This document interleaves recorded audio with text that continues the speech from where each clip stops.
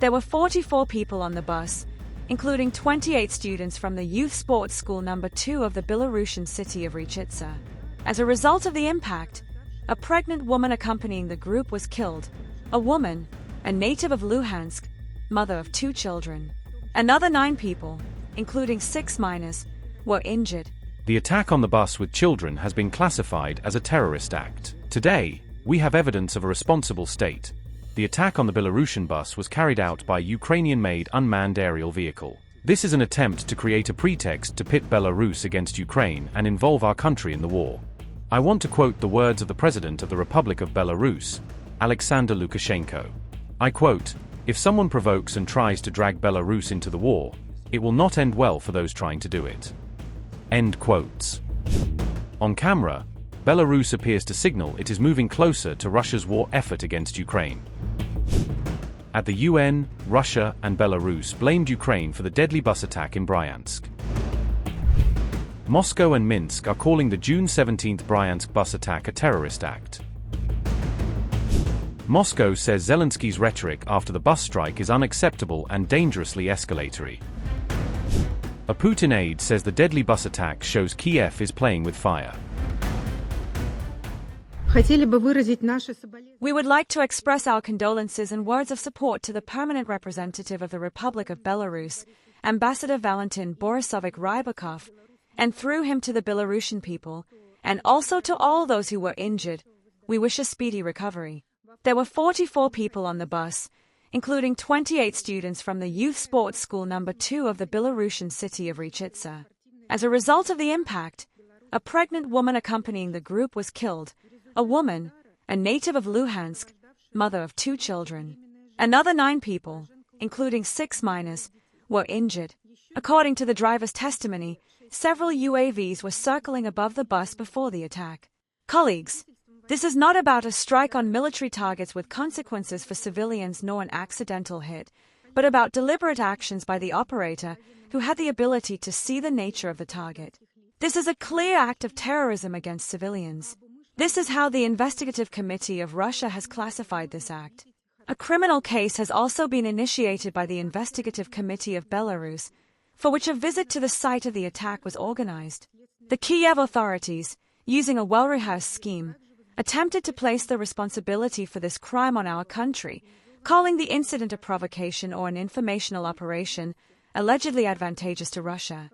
However, these insinuations do not withstand any criticism and are easily refuted by irrefutable facts.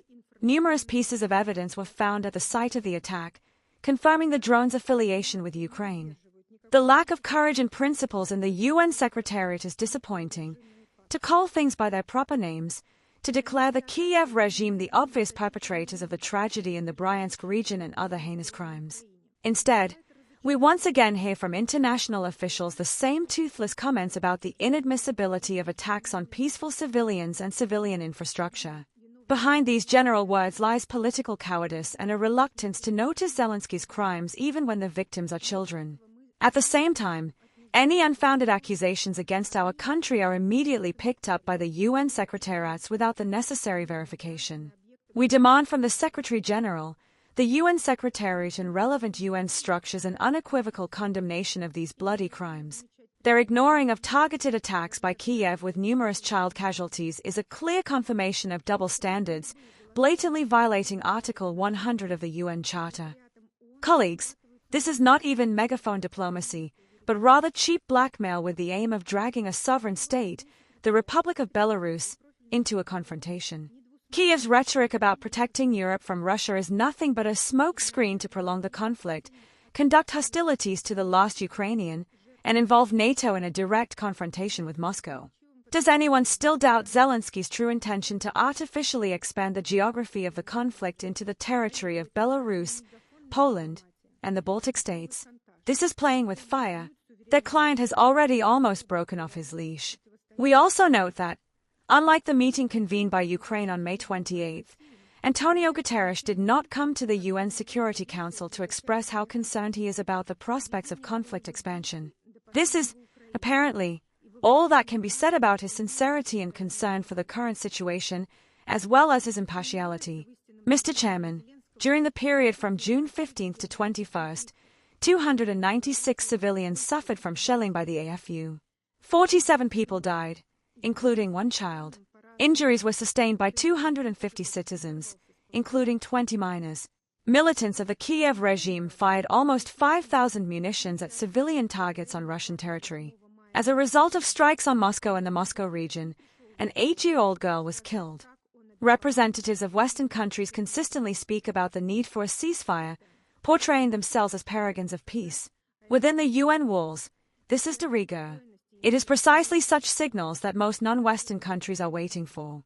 They are hardly going to advertise their efforts to supply the Kiev regime with weapons, their defense industry and preparations for war with Russia. Questions will arise as to why most humanitarian appeals around the world are underfunded.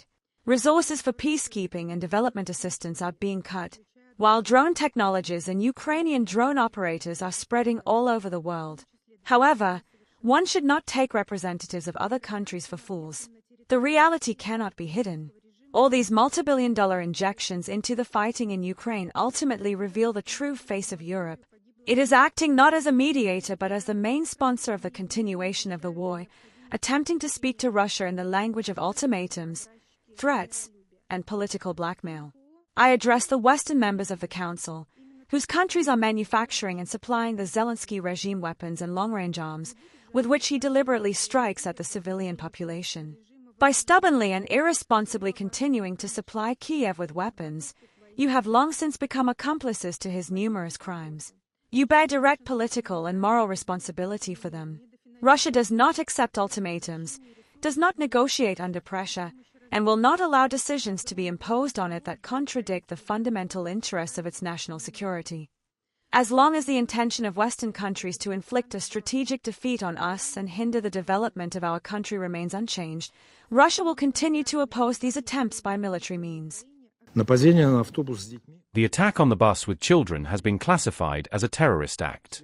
The Investigative Committee of the Republic of Belarus is conducting an investigation, during which all circumstances and details of the incident will be thoroughly analyzed and examined.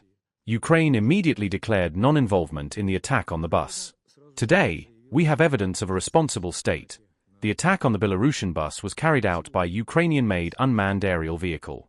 This UAV belongs to the Dart type, equipped with striking elements. It has a warhead with an explosive mass of about 1,200 grams in TNT equivalent. Such drones are development by the Ukrainian group of engineers Steel Hornets and use FPV control technology. During the examination of the scene, objects with markings in the Ukrainian language were seized.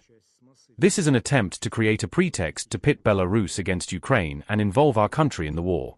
The cost of these actions, unfortunately, is the lives and health of Belarusian citizens. I want to quote the words of the President of the Republic of Belarus, Alexander Lukashenko. I quote, "If someone provokes and tries to drag Belarus into the war, it will not end well for those trying to do it." End quotes. Belarus is not involved in the armed conflict. Any attempts at pressure or intimidation, ultimatums, or threats against Belarus and its leadership are unacceptable.